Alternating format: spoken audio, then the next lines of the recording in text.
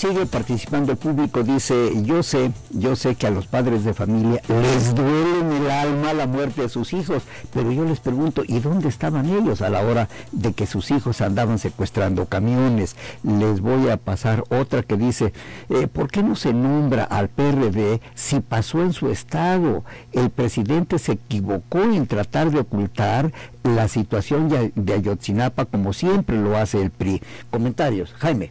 Bueno, yo creo que aquí la responsabilidad, como señalamos, es de todos los niveles, son municipal, estatal y federal. Y las siglas creo que no son lo relevante. Sí es un gobierno del PRD. El PRD hoy es un partido prácticamente subsumido al PRI.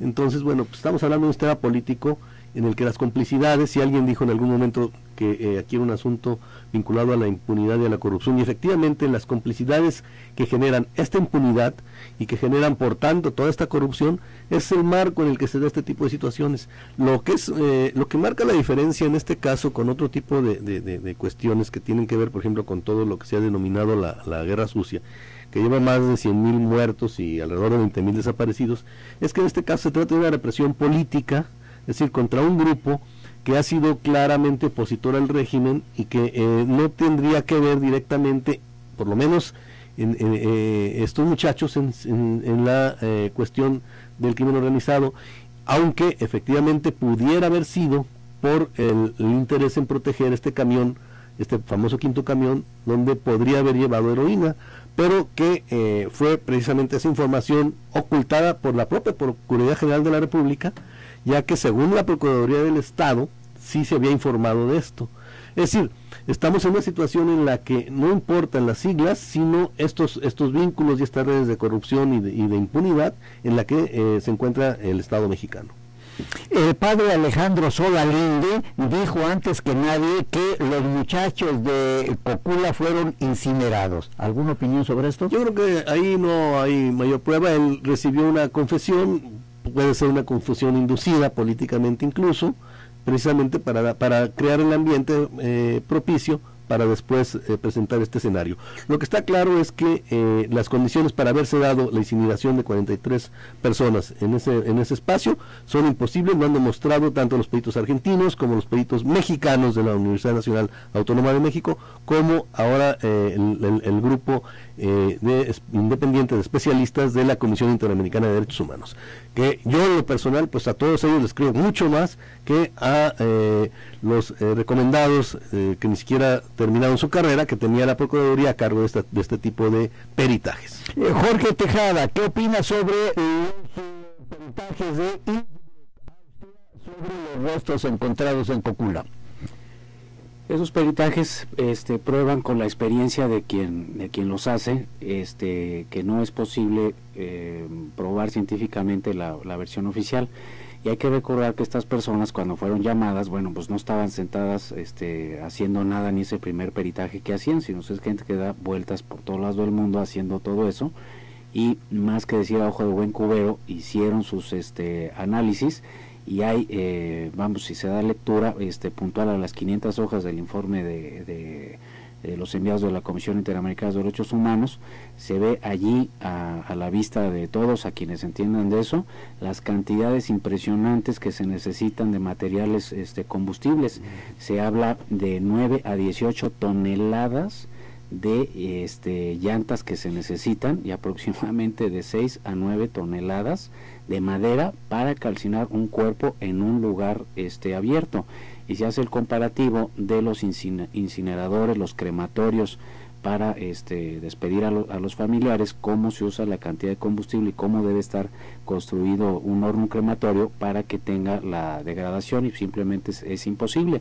Y después se demuestra cómo en los entornos donde haya esta gran fogata, pues debe quedar las áreas, las huellas, el quemado, los residuos de estas cantidades de miles de grados de calor que se generan y que tampoco están. Y entonces una nota de decir, la Comisión Interamericana que vino, no es que son extranjeros que vienen a meterse, es una institución internacional cuya finalidad es esa, velar y proteger por los derechos humanos, y es su profesión y tienen experiencia en todos los países. No es un buen caso, pero lo que es de atender es que son personas que no tienen ni compromisos políticos en nuestro país, vinieron y se fueron y están haciendo otra cosa, y tienen esa imparcialidad además del fundamento concreto que se tiene. Ahora, hay un comentario que dice, a ver, señores, aclárenme lo siguiente, ¿cómo voy a creer que nadie haya visto, que nadie haya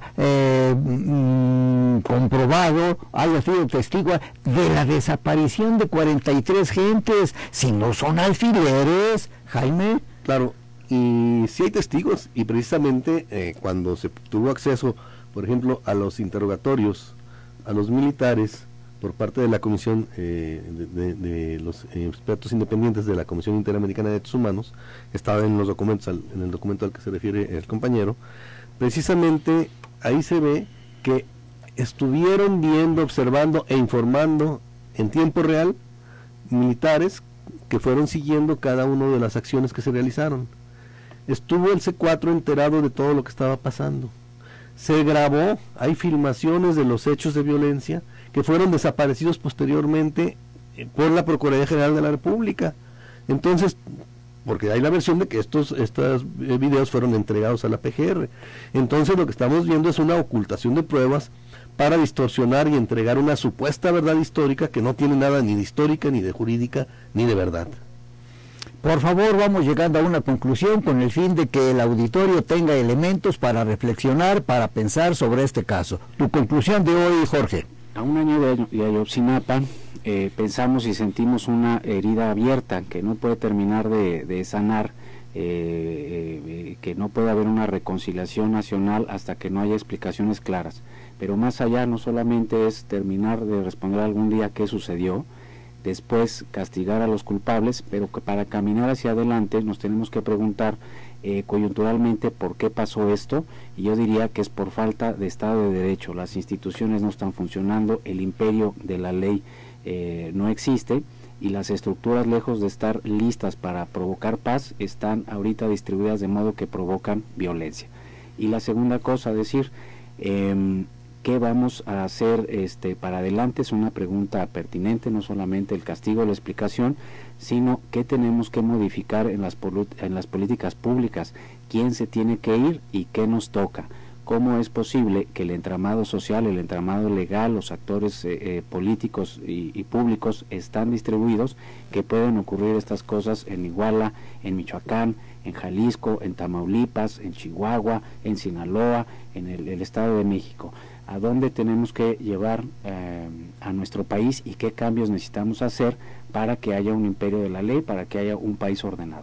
Mire, Imelda, no quiero dejar pasar esto. Imelda dice, oigan, nomás que esto pasa no solamente en Cocula, en Ayotzinapa, en todo el país, y así fue una sola persona y no 43, debe llamaros la atención. Tu conclusión en un minuto, estimado Jaime. Sí, efectivamente vivimos en un país en el que no hay Estado de Derecho, en el que la impunidad alcanza grados entre el 97 y el 99%, es decir, delitos que prácticamente no son castigados por un asunto de corrupción y de redes de complicidad que parten desde el más alto, recuerden la Casa Blanca, hasta los últimos niveles del aparato del Estado, y esto involucra a sectores de la sociedad.